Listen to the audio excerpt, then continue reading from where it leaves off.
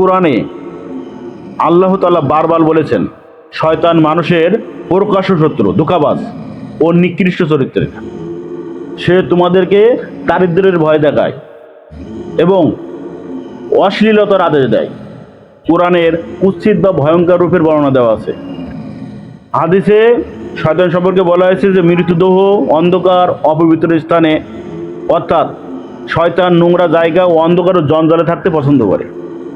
শয়তান ধোঁয়াবিহীন আগুন থেকে সৃষ্টি। এরা মানুষের রূপ নিতে পারে, কুকুরের মতো রূপ ধারণ করতে পারে, ধোঁয়াটায় ছায়ের মতো ভয়ঙ্কর রূপ ধারণ করে। এদের লেজ আছে। হাদিসে আসছে শয়তান মানুষকে ভয় দেখাতে বিকট শব্দ করে, তার লেজ রয়েছে এবং সে ছায়ের মতো দৌড়ে চলে, মানে ছায়ার মতো পিছনে পিছনে দৌড়াতে চলে, অথবা ছায়া, একটা ছায়া দৌড়াচ্ছে বোঝা যায়। বদর যুদ্ধের আগে শয়তান সুরাকা নামে এক লোকের রূপ ধরেছিল